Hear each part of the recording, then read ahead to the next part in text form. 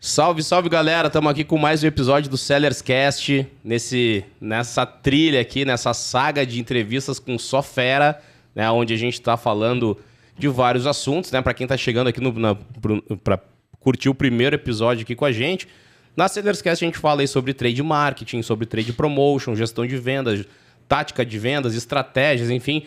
Podemos falar de margem, vamos falar de preço médio, vamos falar de canal de distribuição, vamos falar de digital, tudo que der na telha aqui a gente vai falando, mas obviamente que permeia esse mundo todo. Para quem ainda não me conhece, está chegando aqui agora, meu nome é César Duro, sou CEO da Sellers, né? E é um prazer te ter aqui, né? E acompanhar tudo isso que a gente já tem, que já está aí produzido e que vai vir para frente. E, cara, para não ter mais delongas aqui, hoje a gente está com uma fera, Andrezão, uma fera, cara, assim, aqui a gente tem um contexto que a gente não tem roteiro, né? A gente basicamente se alinha, mas não tem roteiro. Mas eu já queria deixar de antemão, cara, uma honra de coração, assim, de ter aqui. Porque, cara, esse cara é fera, alto nível. Então, para quem tá chegando aqui, cara, aproveita o que esse cara vai falar. Alto nível, a história do trade marketing tá na cabeça desse cara aqui, na prática, na visão dele. Então, André Funes, eu tive, né, a felicidade de nos encontrar aí, né, no meio dessa trilha de carreira, e o Funes hoje é diretor executivo da Choque, né? Vai falar um pouquinho da carreira dele, vamos falar um pouquinho do conhecimento dele, vamos aproveitar. André, por favor, cara, de novo, obrigado por ter vindo. Cara, que legal. Primeiro, para mim, é um grande prazer estar aqui, né? Para mim também é uma honra, né? E pô, a gente teve a oportunidade de, em algum momento da nossa vida, trabalhar junto, né, cara? Isso foi muito bacana, foi ali que a gente se conheceu. Depois a gente veio se encontrar algumas vezes e agora estamos aqui junto, trocando experiência, né? E batendo essa bola. Você falou de uma forma espontânea, né? Uma forma sem roteiro, né? E a gente espera muito poder contribuir. E é o que você falou, eu, de fato, modéstia à parte, eu faço parte dessa história do trade marketing no Brasil. Total. Né, eu tenho já passei do 5.0, né? Então, 5.1, e comecei a trabalhar muito cedo, comecei a trabalhar com 18 anos de idade, né? E na época nem se falava do trade marketing, né? Mas eu já trabalhava em trade marketing, eu comecei minha vida como promotor de vendas. Né? Claro. E que não deixa de ser uma grande atribuição dentro do contexto de trade, o trade mais operacional, né? A gente pode até explorar um pouco isso. E de lá para cá foram muitos anos de experiência, foram muitas empresas pelas quais eu pude contribuir e aprendi demais nesse tempo todo, passando por funções na área comercial, vendas, marketing, trade, enfim, funções operacionais, funções estratégicas.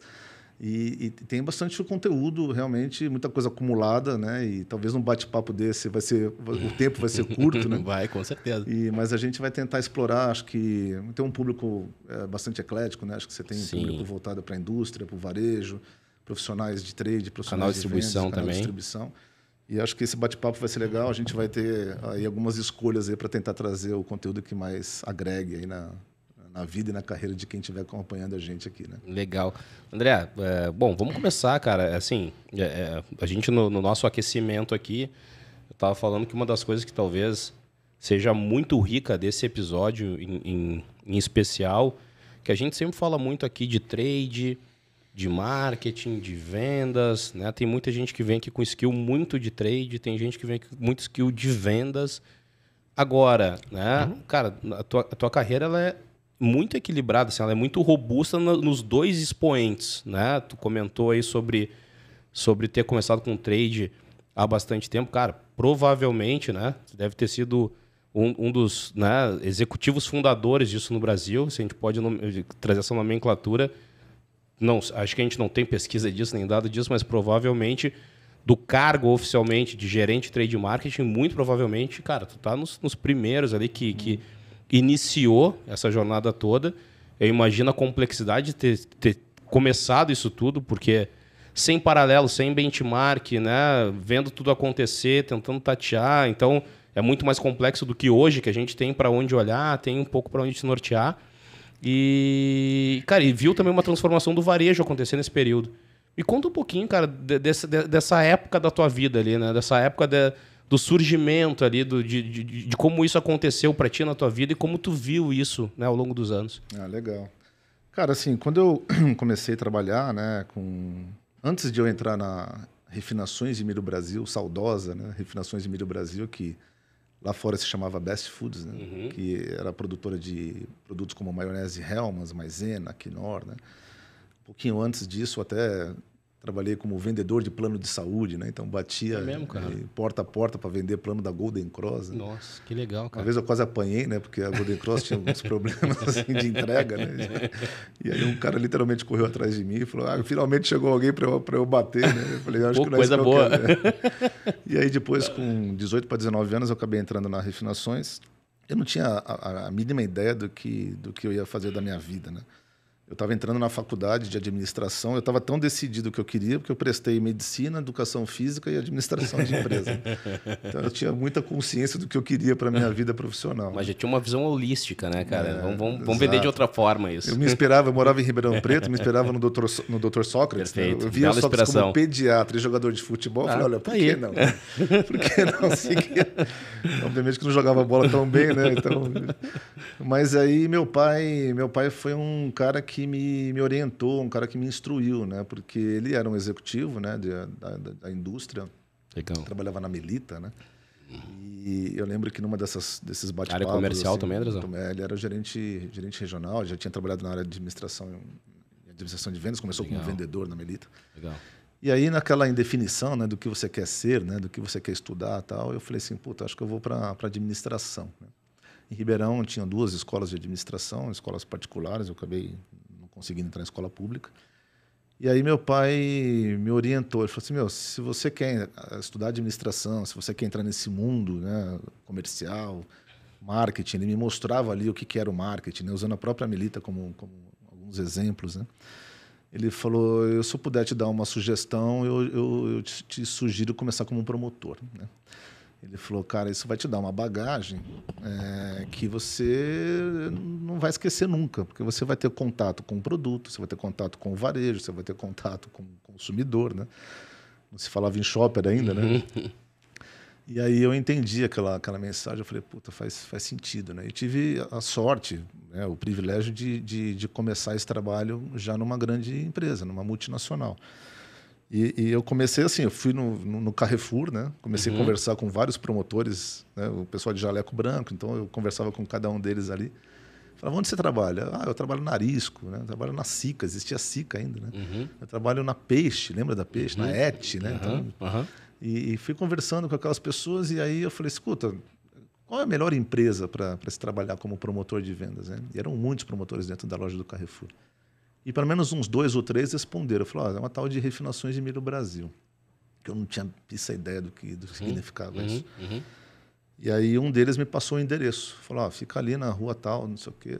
Fui lá, preparei um currículo, bati na porta dos caras. Né? Entreguei um currículo na mão deles. Na época não tinha nenhuma vaga. E aí depois de um tempo surgiu um processo seletivo. E aí mais uma vez vem os pais, né? Minha mãe lendo um jornal da cidade, lá de Ribeirão Preto, viu lá, contrata-se promotor de vendas, não sei o quê, bababá. Ela pegou e me mostrou o anúncio. Eu falei, pô, é essa empresa que eu fui levar um currículo um tempo atrás, né? E aí eu fui lá, voltei, né, na empresa, participei do processo seletivo e acabei sendo contratado. E nessa empresa eu fiquei 11 anos, né? Comecei como promotor, depois eu fui galgando posições normais, né? De promotor você passa por uma supervisão de merchandising, depois uma coordenação de merchandising. Aí depois eu tive uma proposta para trabalhar como vendedor, inclusive tive que mudar de cidade para isso, já tinha acabado a minha faculdade. Fui morar em Bauru, 220 quilômetros de Ribeirão Preto.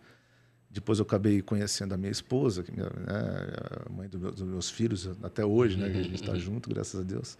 Voltei para Ribeirão Preto, depois eu tive uma promoção para supervisor. Então eu fui crescendo muito rapidamente, né? Com 25 anos de idade eu era supervisor de vendas, já tinha uma equipe de 16 pessoas, né?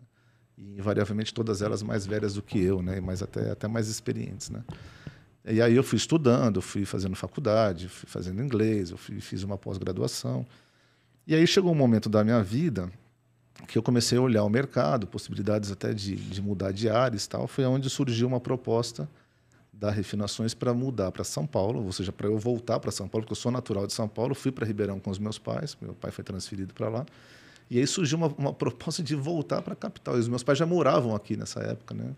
Sim. Mas eu já estava casado com filha já, né?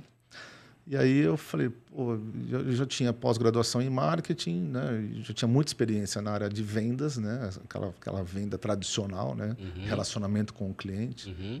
E aí eu vi aquilo como uma segunda pós-graduação, né? E aí aceitei essa transferência, acabei deixando a minha esposa e minha filha em Ribeirão Preto. Durante 8 meses eu ia e voltava todo final de semana, então eu vinha na segunda e voltava na sexta para lá. E aí depois a empresa me pagou uma política de transferência, pagou aluguel e tal, e eu transferi a família para São Paulo. Ali começou a minha carreira dentro de trade marketing, isso foi em 97. Né? Então a gente entrega a idade. Né? O mercado já falava de trade, assim, algumas empresas já tinham uma sementinha plantada no trade marketing, exemplo de Colgate, Unilever, né? Eram poucas empresas, né? Johnson, né? A Johnson. E a Refinações começou ali, né? Exatamente em 97, com a minha transferência de Ribeirão para São Paulo, que começou essa nova cultura, vamos dizer assim, de um departamento de trade marketing, né? Na verdade, o nome não era trade marketing ainda, era coordenador de mercado, mas as atribuições a quais foram direcionadas para mim eram claras, que eram atribuições de trade, né? E aí o nosso diretor, que era um cara muito antenado, um diretor comercial que viajava muito, era um italiano, e ele trazia todo esse know-how, toda essa expertise de fora, né? E é o que você falou, foi um processo de aprendizagem mesmo. A empresa tinha que aprender, eu tinha que aprender, e o departamento ao qual eu trabalhava, que era uma joint venture da Refinações com uma empresa americana, né, que até hoje está no Brasil, que é a General Mills, que comprou a IOC recentemente. E era muito complexo, cara. Eu falei assim, cara, mas legal, existe um departamento de marketing muito bem estruturado e preparado, com todos os processos muito bem definidos. Existe um departamento chamado vendas, cada um sabe exatamente o que fazer, né? Tá muito claro o papel e os papéis e as funções de cada um. E de repente chega uma figura no meio que, assim, não existe uma descrição de cargo muito clara, né? Então esse processo ele foi meio que, sabe, foi na cotovelada, né? Qual que foi a vantagem disso para mim? Eu senti as dores, como eu vim de merchandising e vendas. Eu trouxe comigo todo esse histórico, toda essa bagagem e toda a dificuldade que eu encontrava como um profissional de campo, um cara do dia a dia ali, né? Que era o cara mais de operacional. Front office, né? Exato. Então, no momento que eu tinha a oportunidade de interagir com o marketing, eu falei assim, puta, é isso, né? É isso. Porque aqui existem estratégias e aqui existe a execução, né? Estratégia e execução. Só que a comunicação entre esses dois departamentos, naquela época, hoje ainda, mas muito menos, obviamente, mas naquela época não era uma comunicação fluida, não era uma comunicação fácil. Até os perfis eram muito diferentes, né? Existia até uma certa... O pessoal de marketing vai ficar bravo comigo, mas na época existia uma certa soberba, assim, sabe? O marqueteiro era aquele cara que veio das melhores escolas, era aquele cara que falava línguas, né? Era o cara que tinha um pensamento estratégico, era o cara que tinha vários skills, né? E o cara de vendas, muitas vezes, era aquele que não conseguiu outras profissões, né? Não conseguiu ter outras oportunidades, de repente caiu ali como vendas, né? Eram raros os profissionais de vendas que escolheu aquilo como função, como profissão mesmo, e se estudou e se preparou para aquilo. Então a comunicação também tinha muito ruído, né, entre essas duas áreas, né? E ali quando eu cheguei, eu percebi que a minha maior atribuição, ou melhor, o que eu mais poderia fazer para contribuir, era exatamente estreitar essa comunicação e estreitar essas áreas, obviamente que dentro do meu universo, que era uma joint venture que trabalhava com mistura para bolo e sobremesas, etc. E aí eu comecei a fazer esse trabalho e isso começou a reverberar de forma positiva, né? Então, eu estava dentro do marketing, eu me reportava ao diretor de marketing, então eu tinha todas as informações, toda a estratégia, tinha tudo ali, né? Então eu tinha acesso a essas informações. E, obviamente, que dentro de um comum acordo, eu fui traduzindo essas informações para a equipe de vendas. Então, eu passei a ser o principal interlocutor de marketing para vendas, de novo, com foco naquela categoria. Era como se fosse um trade de categoria, né? E o contrário também era verdadeiro. O que eu fazia? Eu trazia aquelas dores, aquela realidade do campo, as quais eu também né? Sofri, porque pouco tempo eu conhecia. E eu trazia aquilo e tentava traduzir aquela situação para uma linguagem que o marketing entendia, né? Então, e o resultado foi muito bom, assim, cara. A gente conseguiu colher uma distribuição rápida, ponderada, a gente conseguiu uma distribuição numérica muito boa, a gente assumiu a liderança no mercado de mistura para bolo com grandes players aí que já estavam há muito tempo no Brasil, né? E isso acabou dando uma certa visibilidade dentro da empresa, e aí foi onde eu fui convidado para atuar no lançamento de uma bebida à base de soja, que é o ADES, né? Que hoje pertence à Coca-Cola, né? Que era completamente uma inovação na época, né? Total. O ADES era um produto proveniente da Argentina. Lá tinha um posicionamento de uma bebida nutritiva, né? Então, um pouco diferente do que a gente trouxe para o Brasil. A ideia de trazer para o Brasil era um produto mais saudável, um produto mais leve, né? Uhum. E também foi um resultado espetacular. Então, a minha carreira como trade marketing mesmo começou ali em 97. Ali, quando eu fui para a ADES em 99...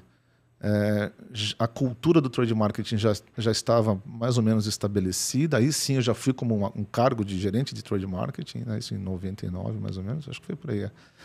Então já se entendia qual que era a função e quais eram as atribuições desse profissional. A gente já não precisava ficar comprovando e mostrando para ninguém que era necessário melhorar essa comunicação.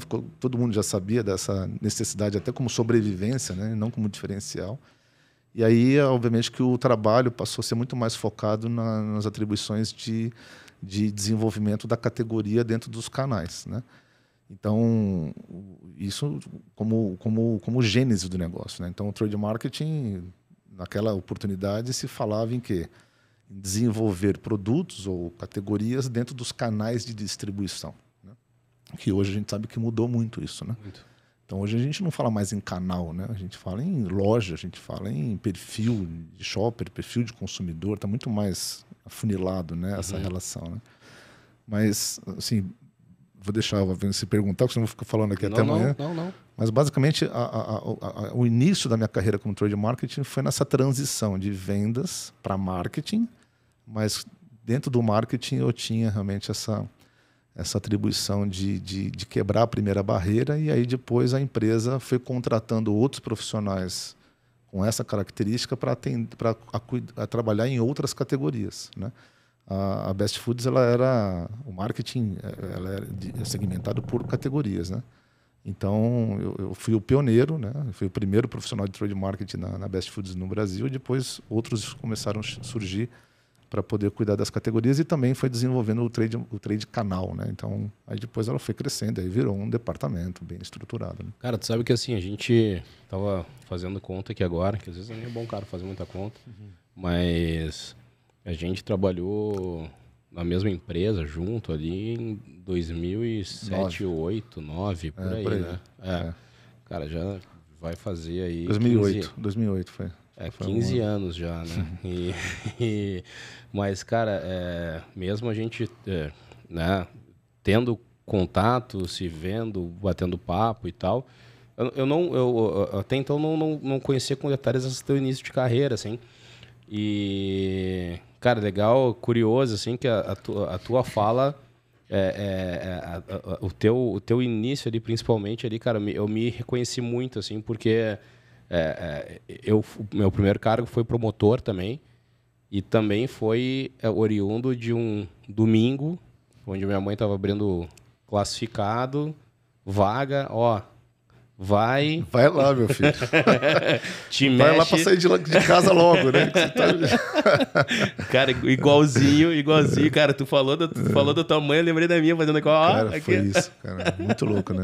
E aí tu começa como promotor, vai para a área comercial, cara. E aí tu fala uma coisa que é uma coisa... esse lance da soberba e tal, claro que é generalizar, claro que... Lógico, né? Que é só uma analogia assim que a gente faz, porque assim quem vive, eu também tenho pós-graduação em marketing, né? Me especializei depois em marketing, gosto de marketing e tal, mas assim vendas, né? E cara, existe uma diferença talvez aí de perfil, né? Pelo menos na generalização, que é aquela, né? O vendedor, ele é o cara que tem um estigma de não estudar e durante muito tempo mesmo teve uma massa que não estudava. E o cara de marketing, para se sentar ali, ele tinha que ter a instrução e tal. E, cara, esse perfil do trade, né? E de novo, assim, fazendo essa conexão, ele sempre foi um perfil mais híbrido mesmo, né? Foi um perfil do cara que tinha comunicação, que gostava da rua, que gostava de se relacionar, mas que também estava se preparando tecnicamente para uma carreira, né? Tu enxerga que provavelmente assim, esse perfil é o que acabou modelando a área, porque tu falou bastante estratégia, execução e traduzindo isso, o trade acaba virando esse elemento tático, né? Que pega isso, cria um plano tático para buscar na execução na prática, tentando entender um pouco mais. Tu percebe que isso é uma característica? Tu acha que isso acabou forjando a área, assim? Me dá um pouco da tua visão, falando de perfil de profissional mesmo. Cara, assim, na minha visão, houve uma evolução nesse sentido, porque na época os profissionais... Não existia literatura sobre trade marketing, não existia curso, não existia vídeo, podcast, nada disso. Sim, né? sim. É que eu te falei, a área ela foi meio que se criando e meio se formando na cotovelada, assim, cada um tentando encontrar os espaços, né? De uma certa forma, o trade foi absorvendo funções dos outros 2 departamentos que já estavam estruturados. Então, por que surgiu? Né? Só antes de falar do perfil, claro. Assim, obviamente que cada um tem uma forma de pensar, mas eu vivi aquilo, então eu trago a minha experiência prática. Né? Claro. O trade marketing surgiu muito em função do varejo, né? Quer dizer, com o fortalecimento do varejo, a indústria passou a entender o varejo com muito mais cuidado, né? Porque o marketing estava muito ligado, obviamente, ao comportamento do consumidor.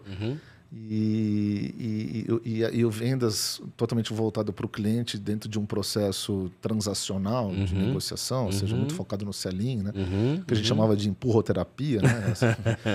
E o atacado cresceu em função disso, né? Era muito menos complexo trabalhar com atacado, com os grandes atacadistas, né?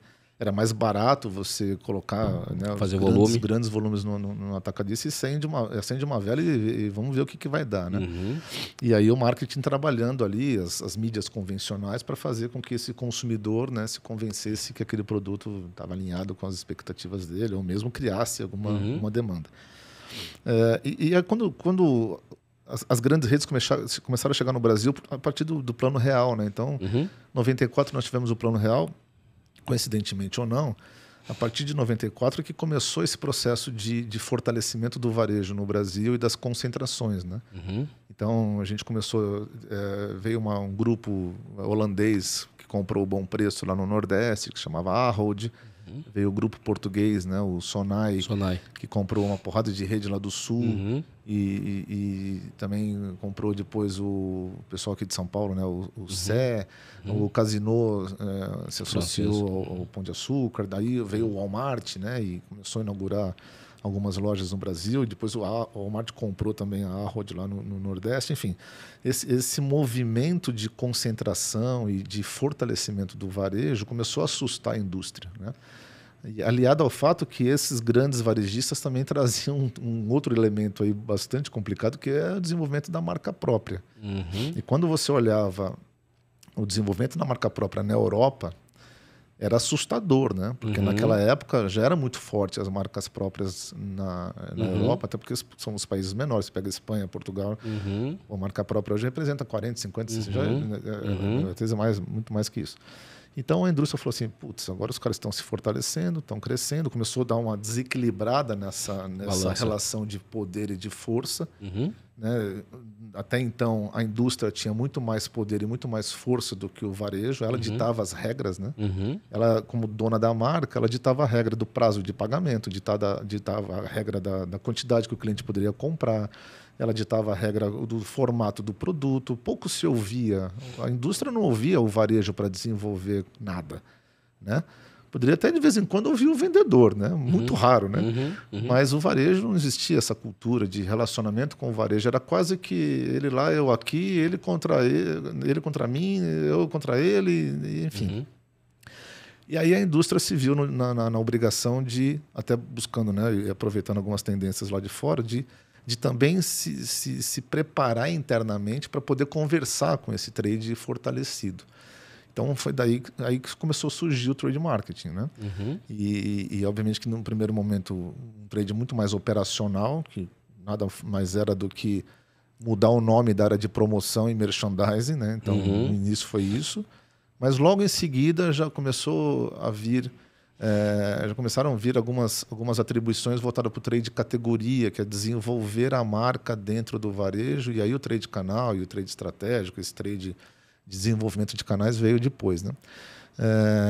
Então, naquele momento, o perfil desse profissional, na verdade, primeiro que, do ponto de vista de atribuições, ele estava meio que buscando algumas atribuições de marketing, ele passou a incorporar algumas atribuições de vendas e as atribuições da área de promoção, às vezes até eventos, né? Promoção e merchandising e tal. E não existia, como eu disse, não existia literatura, não existia nenhum nível de preparação, não existia nenhuma escola, nada. Então, aprendia meio que na raça. Conforme o tempo foi passando e essas áreas foram crescendo, elas foram se estruturando e foram ganhando mais peso e mais corpo dentro das corporações, hoje um diretor de trade marketing tem o mesmo peso que um diretor de marketing, um diretor de vendas, né? Na época isso era impensável, né? De ter um diretor de trade marketing. Então, com a evolução, o perfil também ele foi se moldando, né? Ele foi melhorando. E aí começaram a surgir escolas, começaram a surgir cadeiras dentro das faculdades, começaram a surgir inúmeros livros, né? As escolas de negócio começaram a trazer. Então, os especialistas do mercado começaram a trazer artigos e vídeos. E aí, obviamente, que essas pessoas foram se preparando e foram melhorando a sua capacitação técnica dentro desse contexto, né? Então, hoje, o profissional de trade, ele já consegue escolher isso logo no início da carreira dele. Então, ele está dentro de uma faculdade de administração, ou de publicidade, propaganda, ou mesmo numa faculdade de trade, e aí ele já escolhe aquilo como carreira. Ele fala, é isso que eu quero ser, né? E aí, dentro do contexto trade marketing, ele pode se especializar numa área ou outra, né? Numa função ou outra. Mas, na época, não. Quer dizer, durante um bom tempo, né? Foi meio que aprendendo na raça e buscando essas atribuições de outras áreas que já estavam estruturadas, né? Então, hoje a gente está num momento muito mais favorável, né? Na minha visão, né? Você consegue postar uma vaga de coordenador, de analista, de gerente de trade marketing, você recebe uma porrada de currículo e você já sabe que aquele cara traz, aquela mulher, aquele profissional, né? Já traz uma bagagem, uma experiência, né? Dentro desse mundo do trade que é bastante amplo, né? E então acho que hoje para as empresas está muito mais fácil você estruturar, está muito mais fácil você implementar uma área de trade.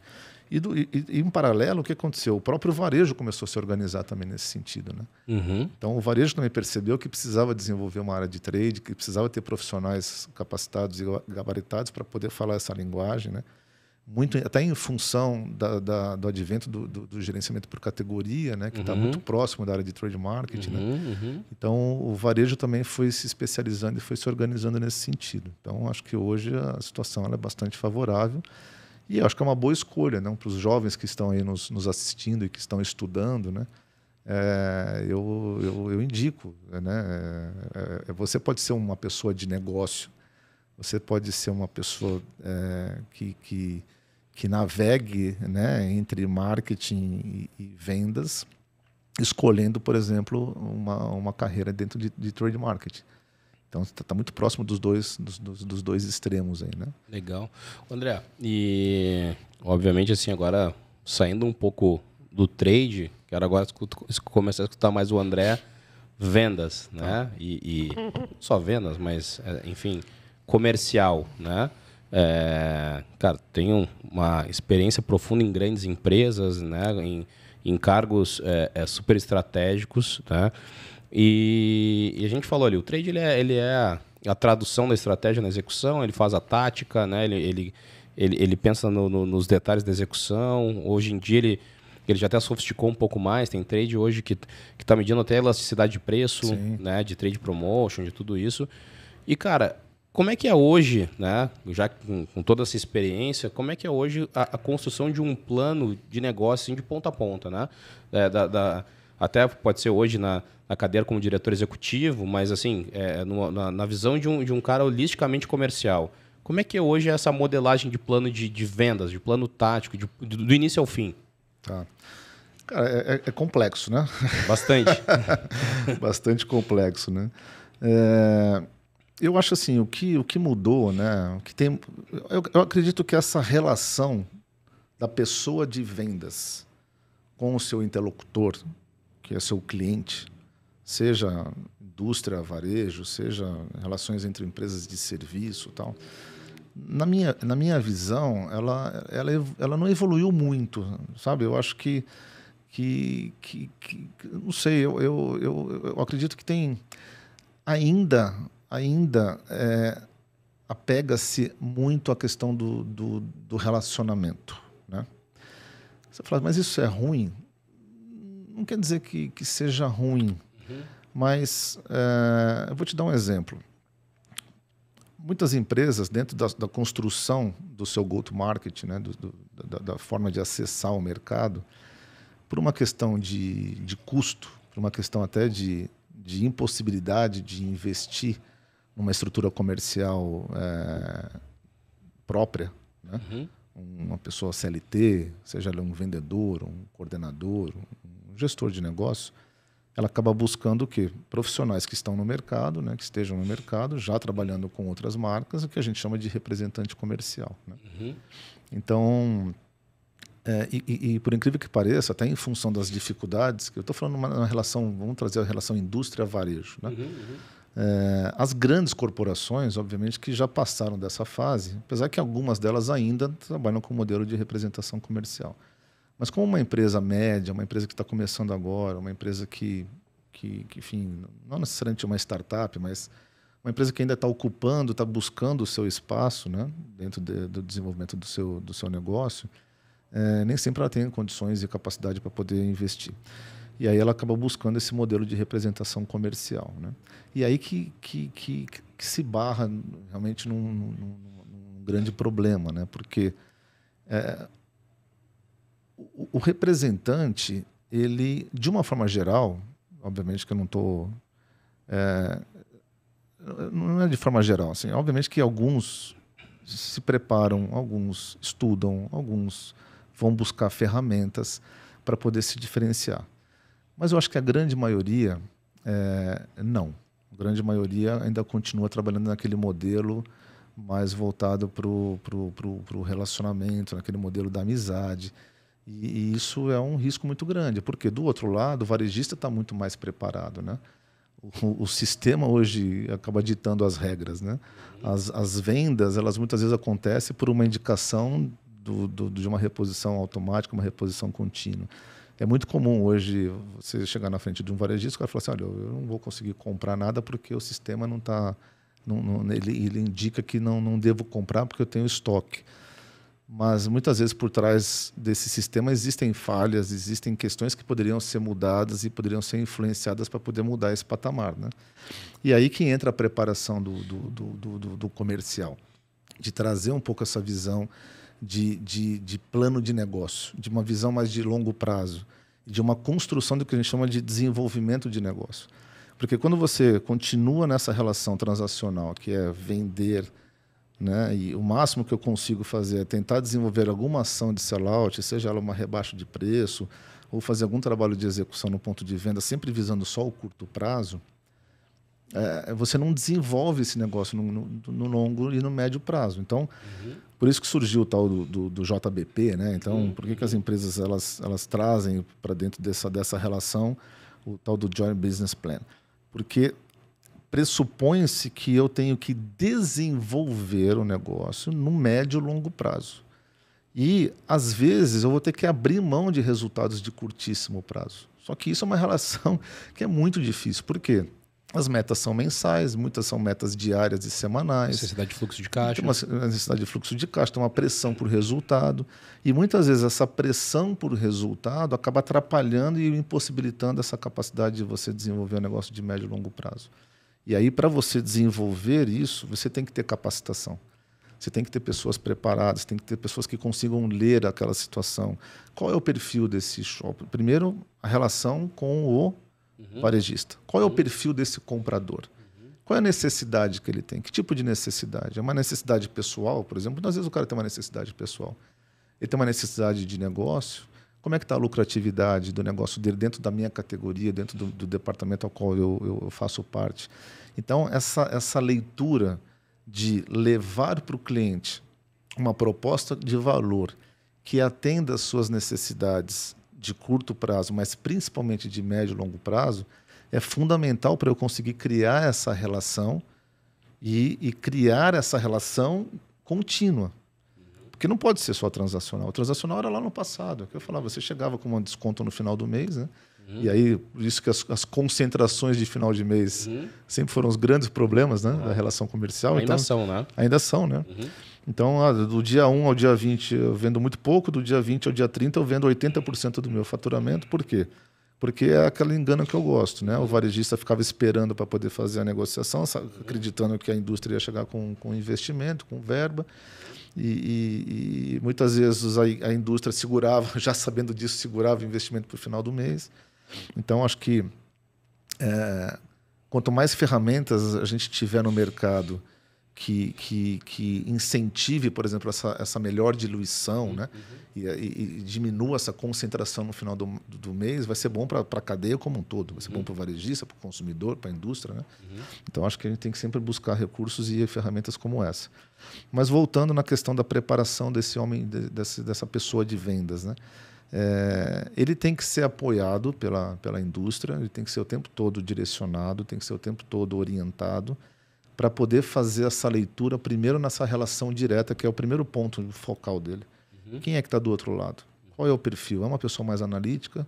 É uma pessoa mais conceitual? Estou falando do comprador. É uma pessoa mais estratégica, uma pessoa que gosta mais de números, uma pessoa que é mais visual, é mais sinestésica, uma pessoa mais emocional ou menos emocional, mais racional. Então, isso tudo tem que fazer parte do dia a dia, cara. Porque, às vezes, você tem uma proposta de valor matadora, mas o teu processo de convencimento ou a sua forma de se relacionar, ela não é vencedora. Ela cria ruídos. Então, você tem um conteúdo, mas você não tem a forma. Então, eu tenho que ter um conteúdo, eu tenho que ter um bom preço, eu tenho que ter um bom produto, eu tenho que ter um bom posicionamento estratégico, eu tenho que ter qualidade, mas eu tenho que entender como que eu faço para levar essa proposta de valor e convencer quem está do outro lado a dar um pouco mais de atenção, apesar do sistema. Apesar do sistema automático de reposição contínua, apesar de todos os algoritmos que estão por trás disso, né? No momento que eu tenho esse entendimento, já melhora. Né? A gente está falando que já começa a quebrar algumas barreiras, tem gatilhos mentais envolvidos, inclusive, nesse contexto. A partir daí, você começa, então, a levar os benefícios do seu produto, os benefícios do seu negócio, e tentar fazer com que esses benefícios eles conversem e eles se linkem com essas necessidades que foram identificadas. De novo, são necessidades do ser humano e da pessoa que está do outro lado, mas principalmente necessidades do negócio. Então, a partir daí, eu tenho que entender, escuta, você como comprador, né? Qual é a tua estratégia? Como é que você quer se posicionar no mercado? Né? Perguntas abertas. Né? Então, no começo, a gente vai fazendo perguntas abertas para poder quebrar esse gelo. Como é que você vê o mercado? Né? Como é que você vê a participação das marcas dentro de uma determinada categoria? Como é que está a sua lucratividade dentro dessa categoria? Né? Como é que você vê o seu negócio daqui adiante? Como é que você vê o desenvolvimento do cash and care e do digital? Como é que você vê, por exemplo, as plataformas B2B que estão chegando e que, de uma certa forma, vão começar a criar um novo modelo de transação comercial? Então, a partir do momento que você vai fazendo perguntas abertas, você vai trazendo também respostas abertas E aí, nesse processo, você vai afunilando as suas perguntas até poder chegar e apresentar o seu objetivo. E esse objetivo, de novo, não pode ser só transacional. Não é para fazer uma compra, uma venda e não vender nunca mais. Então, a grande sacada é ter esse entendimento todo do negócio, ter esse entendimento das necessidades, apresentar a minha proposta de valor, dos benefícios do meu produto e daquilo que eu levo para ele como negócio, não só para o consumidor e para o shopper. Então, no momento que eu entrego para eles meus benefícios, eu tenho que também vislumbrar o quanto que esse benefício fala com o negócio dele. E, obviamente, que o shopper faz parte desse contexto, e o consumidor também, né? Porque eu estou falando de produto. Né? Mas, fundamentalmente, com um olhar de médio e longo prazo, de construção de negócio. E aí, gradativamente, você vai ganhando confiança, gradativamente ele vai percebendo que você está ali para ajudar o negócio dele, gradativamente ele vai perceber que você está ali para fazer com que ele melhore a rentabilidade. Porque no final do dia, cara, a gente pode discutir tudo dentro de uma pirâmide de necessidades. Só que se você não levar para ele uma proposta que faça com que ele ganhe mais dinheiro, esquece, cara. Né? Não é uma instituição de caridade. Nós estamos falando de um negócio que precisa se sustentar financeiramente. Então, por isso que discussões, né, e conversas e modelos, a exemplo do próprio gerenciamento por categoria, hoje cabe muito bem, né? Porque ele fala assim, pô, esse cara, ele é de uma indústria, vamos falar do GC agora, né? Ele representa uma indústria, mas além disso ele está representando uma categoria. E muitas vezes ele abre mão até dos interesses da própria indústria para olhar o meu negócio. Porque parte do princípio que se você, varejista, não sobreviver, eu também não sobrevivo.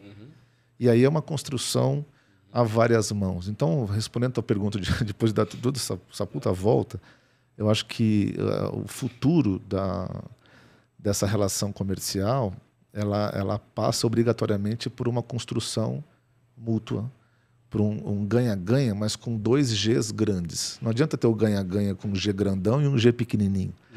Né? É colaborativo na veia, né? Totalmente colaborativo, cara. Então, assim, e aí eu trago uma crítica construtiva da necessidade do representante comercial se preparar com esse tipo de visão, com esse tipo de contexto, com esse tipo de assunto. E aí eu acho que também falta, talvez, até para o próprio core. Né? Existe um conselho regional que representa essa galera e que faz muito pouco por eles. Na verdade, os caras querem receber a sua mensalidade todos os meses, né? Todos os anos, que não é pouca coisa, é muito dinheiro. Né? E quanto que eles estão devolvendo para o representante comercial autônomo de treinamento, de capacitação, de uma formação técnica, de uma visão de longo, de médio prazo, de trazer ferramentas para que esse representante realmente consiga estar no mesmo nível de um vendedor ou de um coordenador de vendas CLT, que aí recebe diariamente uma carga de treinamento e de capacitação comercial. Então, nesse sentido, eu acho que a gente não evoluiu. Né? As conversas evoluíram, o patamar aumentou. O mercado evoluiu. Só que as empresas, né, que são as médias, que a grande maioria são as pequenas, as médias, as startups. E eu falo, hoje eu dirijo uma empresa que está no começo ainda.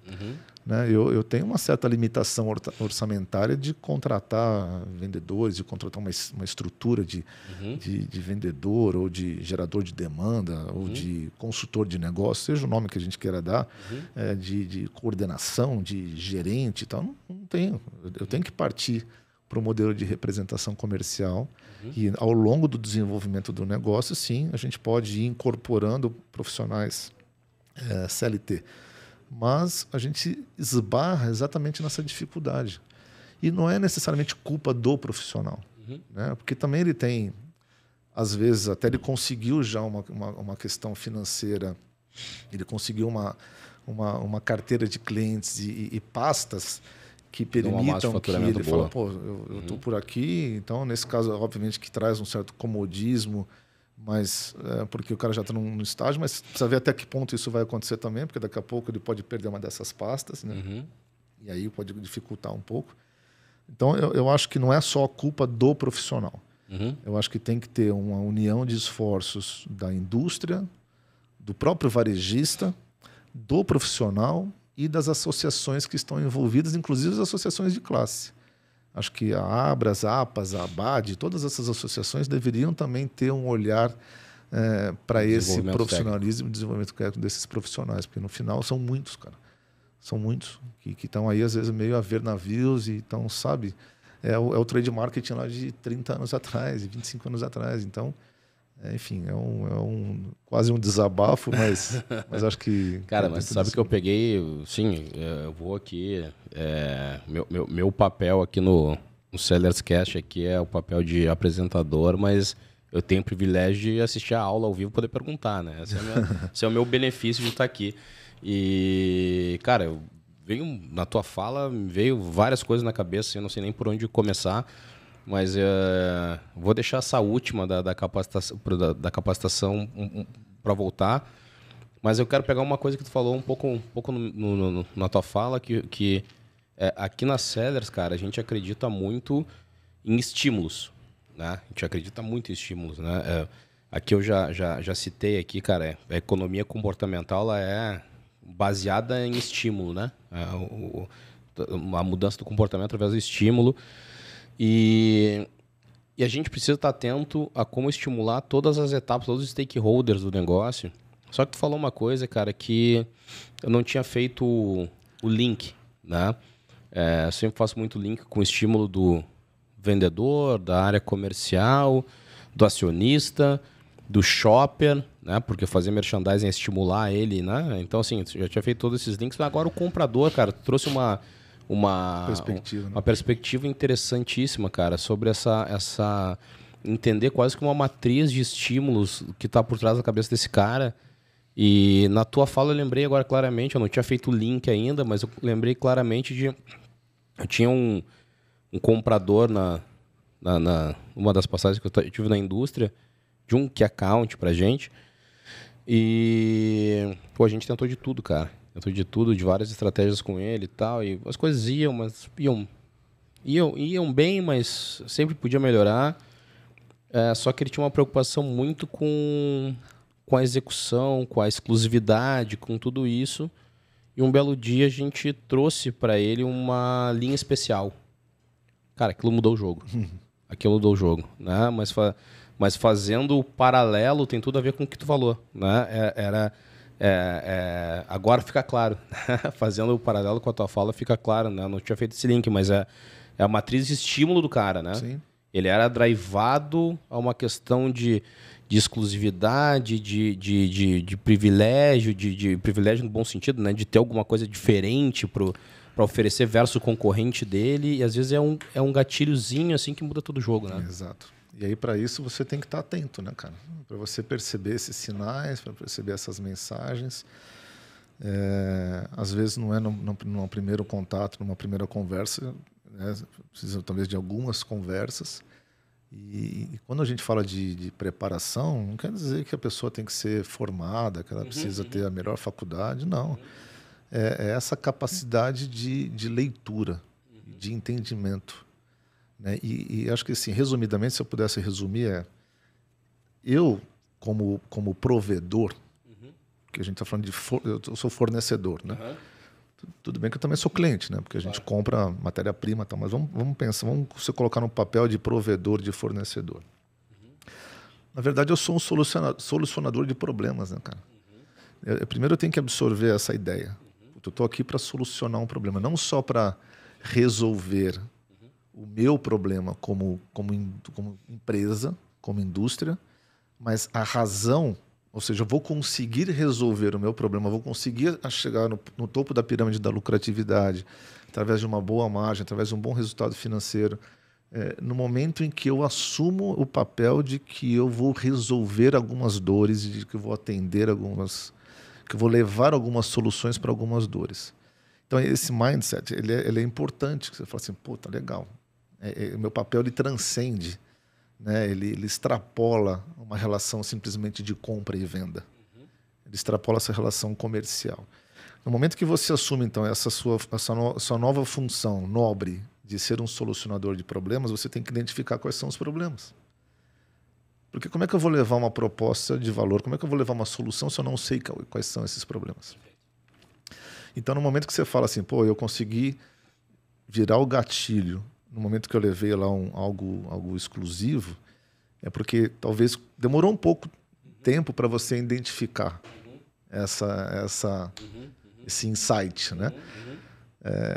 Mas se você vai aberto para ouvir, e aí tem uma falha de nós vendedores, eu me incluo nisso porque eu também fui aprendendo ao longo da minha vida, ao longo da minha carreira, a gente fala muito mais do que ouve, né, cara? A gente tem uma boca e tem 2 ouvidos, né? Então, aquele vendedor que muitas vezes se sente capacitado, ele traduz essa capacitação através da sua capacidade de falar ou a sua capacidade de argumentar, né? E sempre foi assim, né?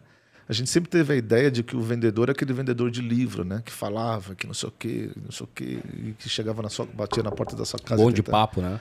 Exato, os antigos vendedores da Barça, né?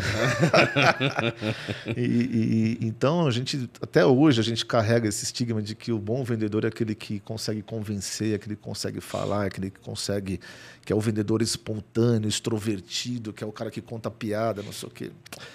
Então, a gente foi aprendendo ao longo do tempo, cara, que o bom vendedor é aquele que consegue ouvir, né? Que tem a capacidade de entender, absorver, e aí sim, a partir desse entendimento, dessa absorção e dessa leitura do cenário, tanto na relação pessoal com quem está interagindo com ele, mas principalmente em relação ao negócio, a partir disso, assim, ele traz uma proposta de valor. Ele traz uma proposta de negócio, ele traz um plano de negócio, como a gente fala do JBP. Então, isso é fundamental, cara. Não existe uma regra, na minha visão, né? Algo diferente que seja tão mais efetivo, sabe? E aí, às vezes, você vai pegar numa frase, numa mensagem, numa palavra, às vezes até num olhar, né? Às vezes você está conversando com o comprador ali, você está batendo um papo, de repente o cara faz uma cara, ele olha no relógio, não sei o quê, às vezes ele não está disposto a dar continuidade naquilo, então é melhor dar uma parada, volta outro dia, fala, vamos parar aqui, tá, não sei o quê, eu te mando por e-mail, eu te ligo, te mando uma mensagem e tal. E aí você vai resolver essas dores. Às vezes o cara fala assim, puta, eu preciso melhorar o meu mix de produto. Eu preciso trazer diferenciação para a minha loja. Eu preciso rentabilizar o meu negócio. Ou eu preciso trabalhar com preços mais competitivos. Então, existe dentro dessa pirâmide de necessidades, o miolo dela tem todas essas variáveis que no final do dia vão compor essa lucratividade, essa margem, esse lucro, né? E então você conseguir captar isso tudo e aí sim oferecer para ele essa ideia, né, esse produto ou esse serviço ou esses benefícios é o que pressupõe uma tendência para um fechamento de negócio. Não quer dizer que você vai fechar todos os seus negócios agora a partir de hoje, porque eu vou ouvir mais e vou falar menos. Claro. Não. Mas pressupõe-se que você vai ter um pouco mais de chance de sucesso, né? Cara, legal ter trazido esse assunto, Andrezão. Para quem quiser até aprofundar um pouco mais nisso, a gente teve um episódio passado com o Luiz Valks aqui, com o Pedro Dibi, né, da Farmex e da Rocha aí, a dupla que teve aí, onde uma parte específica do episódio a gente fala bastante sobre Marshall Rosenberg, fala sobre comunicação não violenta, fala sobre escuta ativa, né, e fala também aí sobre spin, que é a técnica aí de fazer perguntas inteligentes, né, drivar toda Exato. Essa questão para poder Exato. Aplicar a solução. Então, para quem quiser voltar, aprofundar um pouco mais esse ponto específico, procura aí, né, na lista e dá uma olhada que vale a pena. Andrezão, voltando para essa questão da complexidade, tá? Tu trouxe essa questão da necessidade hoje desse time de vendas está cada vez mais... que está no mercado cada vez mais complexo, precisar de mais técnica, né? Cara, fala um pouquinho assim na tua visão, o que hoje é importante para um cara que, vamos lá, vamos criar um exemplo hipotético. Esse cara, ele quer virar um empresário, ele quer virar um representante autônomo, que no final do dia é um empresário, né? Só que ele quer ser um cara de alto nível, né? Ou ele quer sofisticar, ele quer sofisticar a gestão dele. O que ele precisaria estar atento do ponto de vista técnico, né? O que ele poderia buscar informações para ele poder melhorar a execução dele? Cara, primeiro ele tem que se posicionar, né? Acho que como qualquer empresa, começa no seu posicionamento estratégico, né? Então, e o representante não é diferente, como você disse, ele também é um empresário, ele é um empreendedor e ele precisa primeiro se posicionar e como é que eu materializo esse posicionamento? Quais produtos que eu quero trabalhar? Qual o tipo de varejo que eu quero trabalhar? Vamos partir do princípio que está começando agora, né? De repente saiu da indústria, sei lá, falou, vou virar representante. Ou, sei lá, saiu da faculdade, né, com 20 e poucos anos, quero virar um representante. Então, para ele não se perder na oferta de possibilidades, né? Então é importante que ele defina um posicionamento. Então, assim, bom, eu sou um cara que, sei lá, gosto ou tenho uma vocação ou eu tenho uma afinidade com determinados produtos. Ou também serviços, né? Sei lá, pode vender serviço financeiro, pode vender seguro, pode vender qualquer coisa. Desculpa. Então, esse posicionamento é fundamental. A partir do momento que ele define o tipo de produto que ele quer trabalhar, ele também tem que definir para quem ele quer vender. E, obviamente, que uma coisa está muito próxima à outra, né? Hoje eu trabalho com produtos saudáveis, né? Então, e é legal, eu tenho conversado com muitos representantes que se posicionaram dessa forma. E, para mim, isso é uma evolução. O cara falou assim, eu só trabalho com produto saudável. Ele, como representante, ele não trabalha com nenhum produto que tenha, por exemplo, sei lá, glúten, ou que tenha gordura animal, ou que tenha uma embalagem que traga algum dano para fugir o termo. Para o meio ambiente, exato. E o cara se posicionou. E é legal. Então ele vai escolher quem são as marcas com quem ele vai trabalhar e naturalmente, quase que naturalmente, ele vai acabar direcionando os canais e os perfis, né, de lojas que ele vai atuar. E a partir dali, ele tem que, no começo, o menos é mais, né? Então a dica que eu dou é tentar ser assertivo nas suas interlocuções e nas suas interações para evitar retrabalho, para evitar visitas improdutivas, visitas negativas. Então, assim, eu tenho que montar uma rota, eu tenho que saber exatamente se aquele cliente vai estar lá para me atender, porque não adianta eu pegar o carro para gastar esses 6 pau num litro de gasolina, andar da Zona Sul até Guarulhos para chegar lá e o cliente falar, não, aí a secretária falar, ele não veio hoje trabalhar, o dono, sei lá, não, ele não está aqui hoje. Eu falo, mas peraí, eu devia ter sabido disso antes. Né? E hoje existem ferramentas para você descobrir, cara, você tem um celular, você tem um WhatsApp, você tem um telefone fixo, você vai no Google, pega o telefone do cara. Então, reduzir esses custos de servir, né? Custo de atendimento no começo é fundamental. Por quê? Porque ele vai ganhar uma comissão sobre a venda. O custo da rua está pesado demais também, né? Está muito pesado. Né? Então, uma parte da carteira de clientes ele vai atender por telefone. E está tudo certo, desde que o cliente entenda e aceite esse tipo de situação. Tem cliente que só quer, hoje em dia, só atender por telefone. Não quer receber ninguém. A pandemia acabou focando, mudando esse comportamento. Mudando um pouco esse comportamento. Então, quais são os clientes que eu vou atender por telefone e em que momento que eu vou atender? Eu vou pegar um dia da semana só para fazer isso? Ok. Ou vou pegar uma parte do dia para fazer isso? De manhã eu vou só fazer contatos telefônicos. Aí, à tarde, eu vou fazer visitas presenciais. Então, esse planejamento da visita é fundamental. A questão da preparação, que a gente falou, a preparação na argumentação, na apresentação, e, obviamente, que ele tem que se tornar um especialista nos produtos que ele trabalha. Então, ele tem que buscar, ele tem que ter a iniciativa, a proatividade de cobrar aquele fornecedor, aquele parceiro dele, de o máximo de informação técnica possível. Porque nem sempre a indústria vai entregar para ele informações que possam ajudar ele na argumentação. Se isso acontecer, ele tem que buscar isso.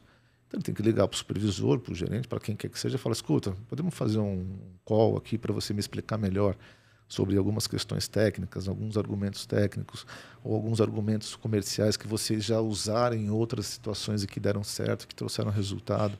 Então, essa iniciativa e proatividade é fundamental, né? Então, assim, cara, é isso, né? Se especializar no negócio, ter uma boa rota, ter um bom planejamento, ter um bom posicionamento. Tu falou do menos é mais, né, cara? Uma das coisas que eu acho que e linkando com a tua fala... no começo, principalmente, né? Sim, depois, sim. aí depois, conforme vai evoluindo, então desculpa te cortar, vai chegar um momento que ele vai entender que fala assim, puta, ficou pequeno. Porque ele sozinho, ele tem uma limitação de atendimento. Claro. Né? Quantos clientes eu vou conseguir atender? 100? 120, depende da categoria. E aí, talvez, se ele tiver como empreendedor a intenção de crescer o seu negócio, aí vale a pena ele pensar em prepostos ou até buscar parceiros, não necessariamente prepostos, mas busca um parceiro que complemente a área de atuação dele, que você possa dividir a comissão. Talvez, principalmente, talvez não, pensar na execução. Então, assim, vale a pena, talvez eu talvez de novo, né? Vale a pena eu pegar uma parte da minha comissão, separar para investir na execução. Então, o que é investir na execução? É contratar talvez um promotor, contratar 1 ou 2 promotores, que pode ser compartilhado, que pode ser através de uma agência. E aí isso passa a virar também um diferencial dele na relação com as indústrias. Perfeito. Então ele chega para a indústria e fala assim, olha, eu tenho uma estrutura, eu tenho uma empresa que já tem tantos anos, hoje eu tenho uma carteira de clientes de X, eu tenho parceiros que complementam essa carteira com Y, eu tenho, por exemplo, uma salinha onde eu posso armazenar material de ponto de venda. Então, você, indústria, você pode disponibilizar o material que eu tenho onde guardar. Pode ser um quartinho, pode ser até o estacionamento da casa dele. E eu tenho também aqui 2 ou 3 promotores que trabalham para mim em determinadas redes que vão ajudar na execução. Cara, eu teria o maior prazer de contratar um cara desse. Inclusive, se alguém tiver aí, procura o André. Exatamente, estou precisando. Cara, pra gente... cara, por incrível que pareça, nós já estamos aqui há 1h30. Sério? Mais ou menos, né, diretor? Por aí, né? 1 hora? Foi por aí.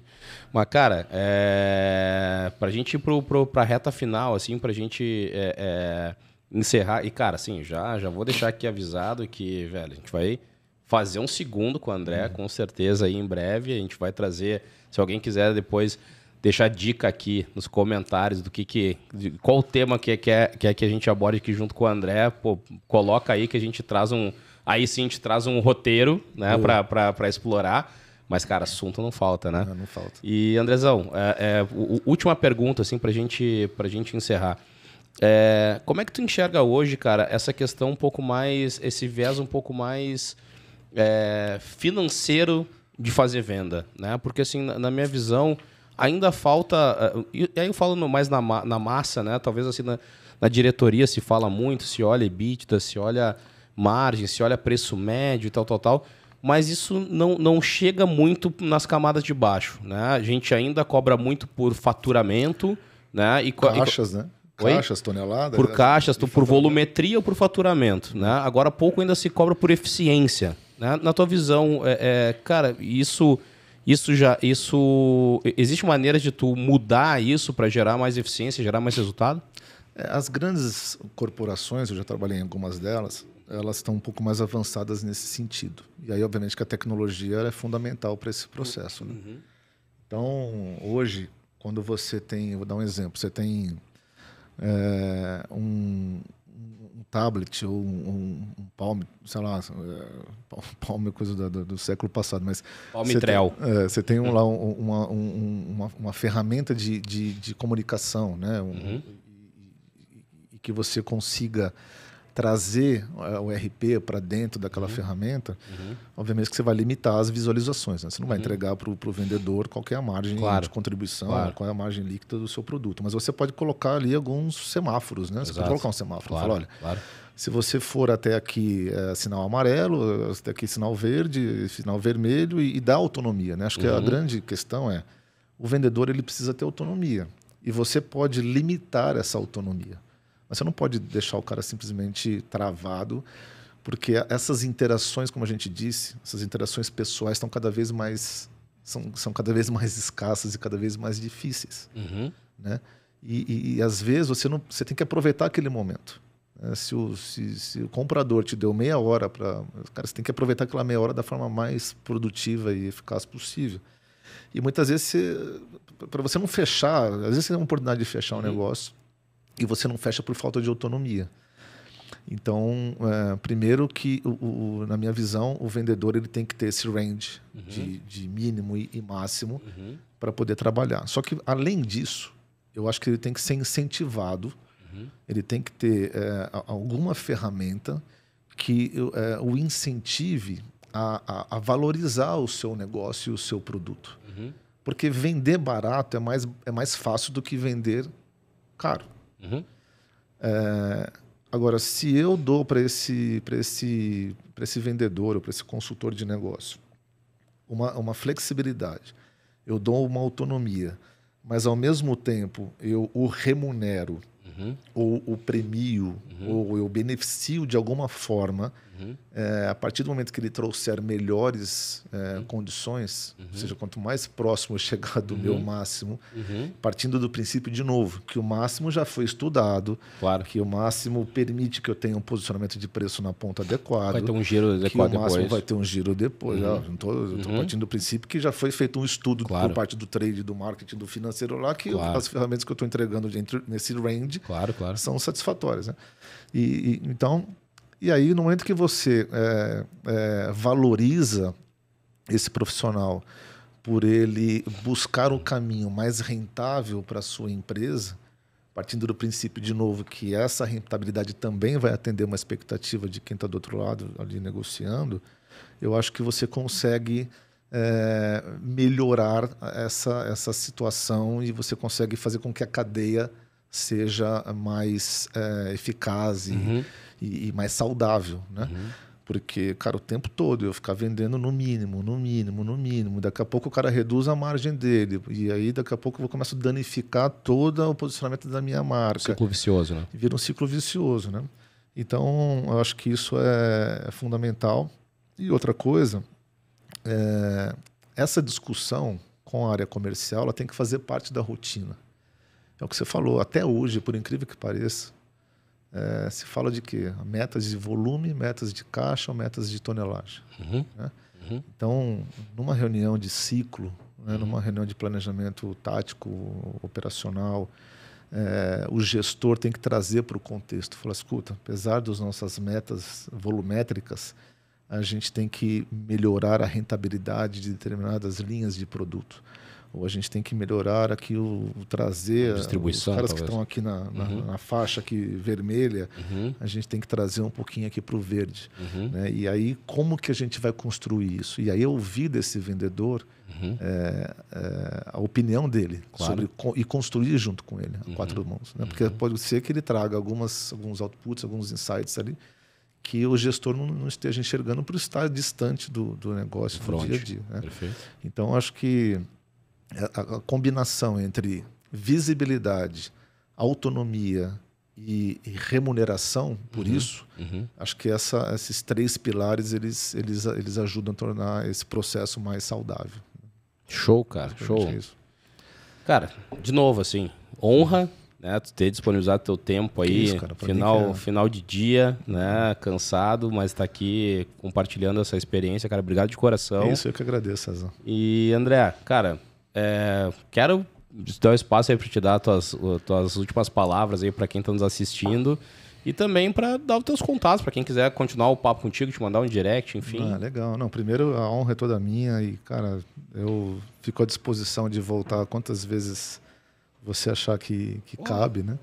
A gente tem muito assunto, é o que eu falei, tem muita experiência acumulada e eu gosto de compartilhar. Obviamente que eu não sou dono da verdade, deve ter falado um monte de besteira aqui, mas são coisas que eu trago baseado numa experiência, naquilo que eu vivi, inclusive nos erros que eu cometi ao longo da minha carreira, né? Então, me coloco à sua disposição. Parabéns pela Ceres, cara. Acho que vocês têm um grande um futuro brilhante pela frente aí, cara. Você pode contar comigo. Bom, os meus contatos, LinkedIn? Posso deixar o LinkedIn, né? André Funes, Funes, lá no LinkedIn. O e-mail da Choque, vou deixar o e-mail da Choque, andré.funes, F-U-N-S, @chock.com.br.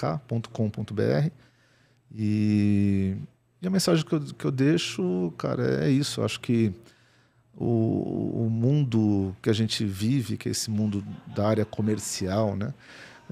Ele é muito dinâmico e, cara, a gente aprende todos os dias. A gente está num turbilhão de coisas novas. A cada dia é uma ferramenta nova. A tecnologia veio para ficar, quer dizer, obviamente que e vai impactar várias outras funções dentro do mundo corporativo, mas também está impactando a área comercial, como eu dei exemplos aqui, né, que tem surgido cada vez mais plataformas de venda B2B, né? Então, o que é isso? O pequeno varejo, ele pode comprar de um distribuidor, mas ele também pode comprar de um aplicativo, ele pode comprar no marketplace, coisa que até então estava voltada exclusivamente para o consumidor final. Agora a gente já está falando de relações B2B. Então, acho que é difícil a gente acompanhar esse processo, né, dessas novidades todas, né? O marketing está virando agora Martech, né? EdTech, Medtech. Então, puta, a gente conseguir acompanhar isso tudo é difícil.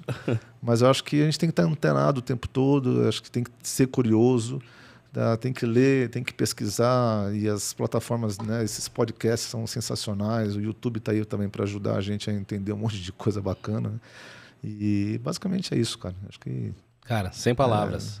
Legal. Esse é o primeiro, esse é o episódio 1. A gente vai ter alguns outros depois. Com certeza. Pessoal, obrigado para quem nos acompanhou até aqui. Pode ter certeza, assim, aula, né? A gente teve aqui uma aula hoje com o André, né? Com toda essa experiência compartilhada.